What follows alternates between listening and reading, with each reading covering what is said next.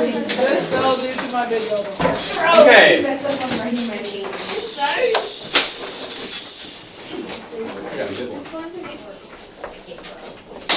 What is this? Because somebody stuck it on it. Who did this? It's unacceptable. Okay. I bet you did it. So, first section, we're going to talk about Jesus the healer. Very important part of who Jesus was, still who Jesus is for us. There are lots of healing stories. One in particular was in the video we just watched. That has a particular meaning for the Gospels. As the video said there towards the end, that really pushed Jesus' ministry not just amongst his own people, who were the Jewish people, but out amongst the rest of the world. So it moves Jesus' healing in a new direction. We're going to start this evening by reading Mark chapter 1, 40 through 45. So find Mark chapter 1. I'm already there. Hey, 1662. What he said.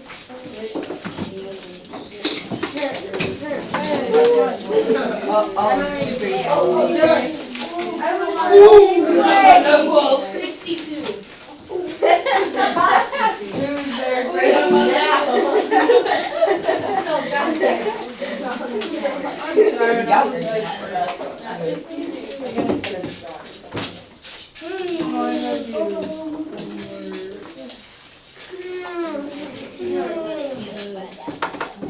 All right. Everybody there? Everybody ready to follow along? All right. Kagan, start reading for us verse 40, and we'll go around the table here. So please be following along. Verse 40 through 45. Huh? Oh, leper, yes. Leper came to him, begging him, and kneeling, he said to him, If you choose, you can make me clean. Moved with pity, Jesus stretched out his hand and touched him, and said to him, I do choose, be made clean. Immediately leprosy left him, and he was made clean. After sternly warning him, he sent him away at once. Saying to him, See that you say nothing to anyone, but go show yourself to the priest and offer for your cleansing what Moses commanded as a testimony to them. But he went out and began to proclaim it freely, and to spread the word so that Jesus could no longer go into a town openly, but stayed out in the country. And people came to him from every quarter. All right. So this is the second of Jesus' healings in the Gospel of Mark. This is very quick at the beginning of his ministry. Yes. What's a leper? A leper. That was my first question. What is a leper? Anybody want to take a stab at it? Cora. A leper is someone who's really sick and they have sores on their body, and it gets so bad that they their fingers fall off, their nose falls off, their toes, their limbs. Okay, so that's the disease, leprosy. So, not leopard. That's a type of cat. That's a type of cat. You You could. So, leprosy. I know, but it's Leprosy. Leprosy is a disease that is still around in the world today. It is a skin disorder. It's very, very contagious. And so that's why lepers in the time of Jesus were kept away from everybody else. It's why they're called unclean, okay? We have to also remember that at Jesus' time, they didn't understand modern science and medicine the way we do. So if somebody's got really bad sunburn and they've got blisters, what does it look like they have? Lepers. Right. So you could be falsely mislabeled as unclean, and even if you just have a sunburn, what could happen if you're labeled unclean? You're sit with the lepers and then you do get leprosy. Everything. You're an outsider to everything. Right. So Then that's you're clean. what's going on at the beginning of this story. What does the leper come to Jesus and do? What is he doing? Make me clean. He's begging. Yeah. He begs and he kneels. Okay. So he honors Jesus. He's begging, but he kneels before Jesus. What does it say? How does it say Jesus responds there in 41? With pity. With pity. Okay. Another word for pity is compassion. The literal meaning of compassion is gut-wrenching, all right? So, what do you feel when you've got a gut-wrenching moment? Besides. Butterflies, what else? Anxiety. Nervous. Anxiety, nervousness, where do you feel it? Your stomach. In your stomach? Maybe your knees get a little weak? What about like I just sit on the ground. anxiety? Anxiety? That's So- what I said. So, Being paranoid. so Jesus, would you say he's sad that this guy's been held out of the community? Yeah. Like he's anxious, yeah, he's moved with pity, moved with compassion. And so then what does he say? Actually, what does he do first?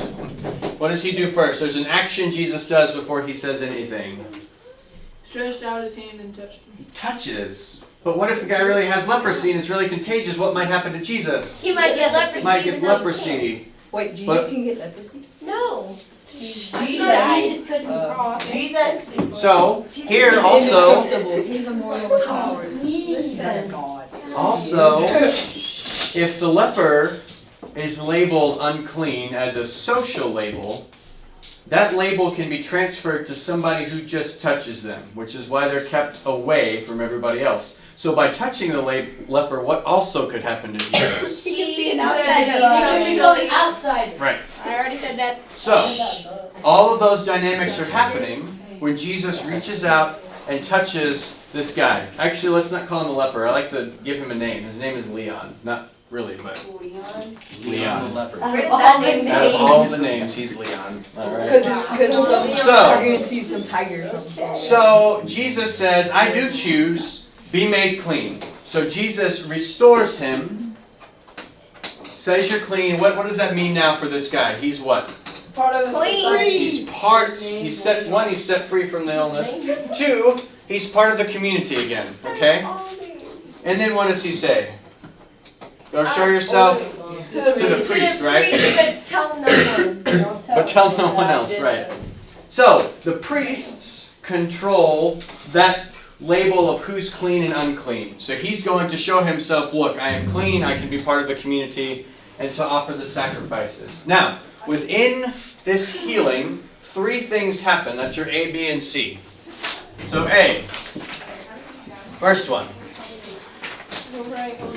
This doesn't work for all of the healings, but it's a good model to think about. So, Jesus challenges assumptions. Challenges assumptions. Challenges assumptions. What's an assumption? Like you think something is gonna happen, but you don't know if it will or not. Okay, so you think something's going to happen, but you don't know. It's a guess. That's what happens when you assume. So, if we think about Jesus challenging assumptions, what's the assumption right off the bat in this healing? What do you think? Will he get leprosy? Okay, one, will Jesus get leprosy? What about the guy, though? He's Will he begging. really believe? Will he heal Will he be Does healed? he really listen? Will it work? Okay, will it work? Does he believe? Does he have faith? he heal it? Does he have faith? Will he be healed? So we think about Leon, our friend. What his assumption might be. He's coming, he's kind of scared, right? He's there. He says, if you choose. Maybe there's a little bit of doubt there. Maybe Leon is assuming that he can't be healed. Maybe this is a last-ditch effort. All right? Maybe that's a dynamic here. So, any of those assumptions that we named, Jesus challenges those with the healing. All right? He challenges our assumptions and gets us to think differently about what's happening. All right, B. He restores relationships. Imagine that. This is about relationships. All right? He restores relationships. What relationships are restored in this healing? Maybe like the guy in his family or something. So the guy and his family, The guy in his, no, he gets to go home now. He's not out of the house. The guy in his community, Leon. Leon in I'm his sorry, community. He has a name. That's right. Sorry, We're never Leon. gonna forget that. Okay. What other relationships might be restored for Leon? Anybody else? What other relationships might be restored? Oh, someone probably already said this, but he'd probably be able to go back to his family. Okay, so we got family. Who does Jesus send him to? The priest. The priest. Oh, there we go. There's a restored relationship, right? So, these healings, they restore relationships and C. What did I write down? There we go. Okay. They give life. All right, that's the third one. They give life. In what way does this healing give life? Let's let somebody answer first. You get to live longer Okay, if you heal. get to live longer being healed. Shanna. It gives him more spiritual life. Okay, gives him more spiritual life. Distinct possibility. Briar? Just gives him more life to live, like more to live.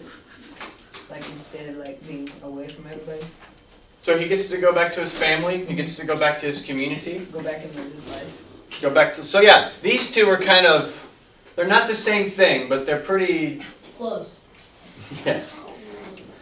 They're pretty mutually exclusive. They depend on each other. So if relationships are restored, we've got life. Correct? Okay. My phone. I think someone's calling. That's a truck. It's Nathaniel. It's Don't Jacob's answer. dad. All right. So we're gonna try this out on another story. Like I said, this is just another tool for your toolboxes. Okay? This is just another tool for your toolboxes as you're reading the Bible. All right? Jesus as the healer challenges assumptions, restores relationships, and gives life. Let's go down the page. Actually, the next story, beginning of chapter 2, heals a paralytic. All right, we're going to start in the back table here, so everybody make sure you've got it looked up. Where are Yes, Karis. There's a word right here. Is it happening? Right down Capernaum. here. Yeah, chapter 2. Is that? Yeah, it's an Jesus heals. All right, everybody listen. Jairus is going to start with verse 1. We're reading through verse 12. Okay, so we're going to have to come around the table and pick up with y'all in the back as well. All right, here we go. When he returned to Capernaum. Capernaum, after some days, it was reported that he was home. So many gathered around that there was no longer room for them, not even in front of the door, and he was speaking the word to them. And some people came bringing him a paralyzed man, carried by 4 of them. And when they could not bring him to Jesus because of the crowd, they removed the roof above him. And after having dug through it, they let down the mat on which the paralytic lay. When Jesus saw their faith, he said to the paralytic, "Son, your sins are forgiven." Now some of the scribes were sitting there, question in their hearts. Why does this fellow speak in this way? It is blasphemy. Who can forgive sins but God alone? At once Jesus perceived in his spirit that they were discussing these questions among themselves, and said to them, "Why do you raise such questions in your hearts? Which is easier, to say to the paralytic, your sins are forgiven, or to say, stand up and take your mat and walk?" But so that you may know that the Son of Man has authority on earth to forgive sins, he said to the Karis. I say to you, stand up, take your mat, and go to your home. And he stood up and immediately took the mat and went out before all of them, so that they were all amazed and glorified God, saying, "We have never seen anything like this." Okay, next healing story. What assumptions does Jesus challenge in this healing? What do y'all think? Cora. Maybe. Well, I think he challenged them by asking them, what would you rather say, stand up and take your mat, or your sins are forgiven? All right, so he challenges the authority, the assumptions of the scribe. They don't think healing can happen. So he challenges them. Very good. What other assumptions maybe challenge? If this guy's been paralyzed his whole life, do you think he thinks he'll ever walk again? No. So this poor guy is being drug in by his very faithful friends, and maybe he's thinking nothing's going to come out of this, right? Maybe he's lost all hope. He's assuming that he won't be healed. Maybe there's healing. What's funny about this story is literally these guys cut a hole in the roof. That's how great their faith is. They can't get into the house, and so they cut a hole in the roof and lower their friend down into the middle of the living room. It's kind of funny. All right, so Jesus challenges the authorities that are there. What about the crowd? There's probably lots of different opinions in the crowd. So he challenges maybe what they're thinking. Again, the end. What's that quote, the last verse? "We have never seen anything like this." So they recognize the power in Jesus. So he's challenging the crowds as well. All right, restores relationships. What relationships does Jesus restore in this story? The guy in feeling. The guy in feeling, okay. So his ability to walk is restored. Dalton. The paralytic guy and his faith Okay. gets boosted. Okay, so he restores that relationship for the guy. Jairus? The paralytic guy and his friends. And his friends? Okay, how so in that one? What do you think? Also, Uh-huh. like, his friends, because they were probably very faithful, but whenever they brought him to Jesus, Keep going, keep going. whenever they brought him, they must have had a lot of faith, but they still were probably unsure that we're gonna try as hard as we can, but we won't be surprised if it doesn't work, if he can't really heal him. Okay, so there's some of that restoration going on. They don't have to drag this guy around on his mat anymore. He can walk with them, so they can maybe participate in activities that they hadn't been able to. What other relationships maybe do you think are restored in this moment? Anything else? Does it seem like the relationship between him and the Pharisees or the scribes is restored? No. No. They keep getting pretty grumpy throughout the rest of the gospel. All right. Life. How does Jesus give life in this moment? You can actually do stuff. Okay, this guy can do what kind of stuff? Raise your legs. Walk and Everything. that Leg stuff. leg stuff. Squat. Okay. Worship. Worship. Well, he can make a living for his family now. That's right. He can go to work. He can draw a paycheck. He can participate. If he has a family. Well, he probably has like a mother and father, but. So you see. You're a cripple. So this pattern. I'm going to reiterate this again. This is just a pattern. It's one way to come at these healing stories, one way to understand them. I think it's very helpful. If you go through, we could keep reading healing stories in Mark's Gospel and ask ourselves, what is Jesus challenging? What is being restored? How is Jesus giving life? That's the pattern of the way that Jesus heals. Okay? So, we're going to learn one more pattern. Turn to chapter 5, just a couple of pages. Chapter 5, verse 35 to 43.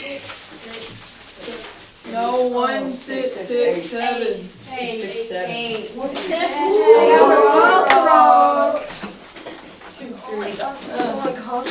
All right, so 1668 down at the bottom of the page, 35, verse 35. Everybody there? Yeah. All right, we're going to pick up with Jessen and go around the table and then back to Megan, to Cora, and loop around. So everybody listen up.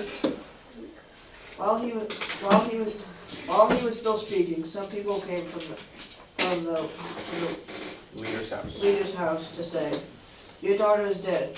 Why trouble the teacher any further?" But overhearing what they said, Jesus said to the leader of the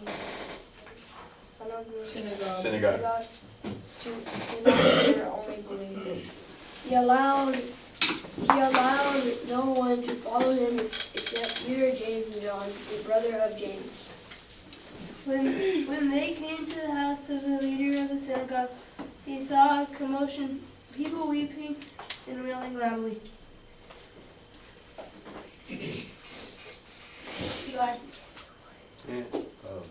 Verse 39. Oh. That was. When he had entered, she said to them, "Why do you make a commotion and weep? The child is not dead, but sleeping." And they laughed. Oh, sorry. And they laughed at him. Then he put them all outside and took the children's father and mother and those who were with him, and went in where the children was. He took her by the hand and said to her, Talitha Kum. Talitha kum, which means little girl, get up.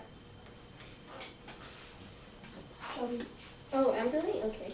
And immediately the girl got up and began to walk about. She was 12 years of age. And at this they were overcome with amazement. He strictly ordered them that no one should know this, and told them to give her something to eat. All right. So, What happened to her? what's that? She was sick and then she died. No, she fell asleep. She fell asleep. So this is the second of 2 healings that Jesus does.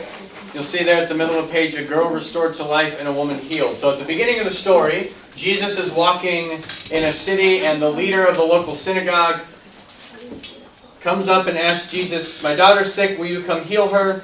As he's on his way, a woman who's been bleeding for 12 years comes out of the crowd and touches Jesus' cloak, and she is healed. In the midst of all of that commotion, folks come from Jairus' house and say, "Jairus, your daughter's dead, don't bother the teacher anymore." So, there's lots of healing going on in this moment. What I want us to focus on is right at the very bottom of page 1668, verse 36. Everybody look at verse 36 with me. Okay? But overhearing what they said, Jesus said to the leader of the synagogue, what? Do not Do not fear, only believe. Okay? So, that word believe can also be translated as trust, can also be translated as faith, or as one of my professors said, faithfulness. Alright? Faithfulness has a sense of relationship about it. So faithfulness, that's what goes in that line there. Another element of Jesus' ability to heal is faithfulness. Okay? So, I want you, with a pencil, to circle that word belief and draw an arrow down to the bottom of the margin and write faithfulness in big capital letters, because that's what that actually means. It's not about what we think with our head, alright? That's how belief often gets understood. It's about what we think up here. And while that's an aspect of who we are as people, what Jesus is more interested in is our relationship with Him. Alright?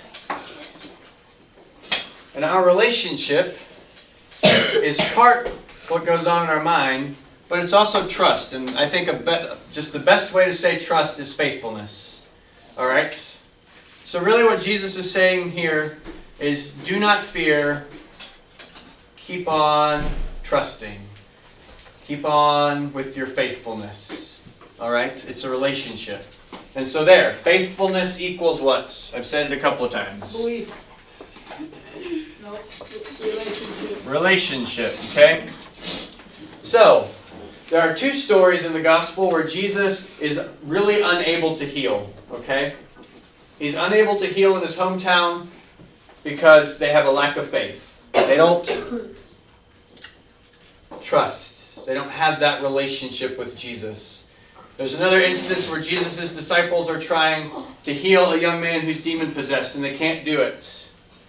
And Jesus says, "You faithless generation." All right? So, it's relational. Jesus' ability to heal is relational. All right? Partly about what goes on in our head, but I think we get stuck up here way too often. This is more about what we do with our hearts. That's how relationships and faithfulness work themselves out. So, those are two ways to understand Jesus the healer. All right? He challenges our assumptions. He restores our relationships. He gives us life. That's what Jesus does in his healing. And at the root of all of that is faithfulness. One, it's Jesus' faithfulness to us. Jesus doesn't leave us abandoned on the side of the road somewhere and says, "Deal with it yourself." He's with us in moments of great joy and also in moments of great despair. And then it's our learning how to be faithful to that relationship as well. Okay? So again, snapshots. This is how we can understand or think or imagine about who Jesus the healer is. And with that, we're going to transition via video into another.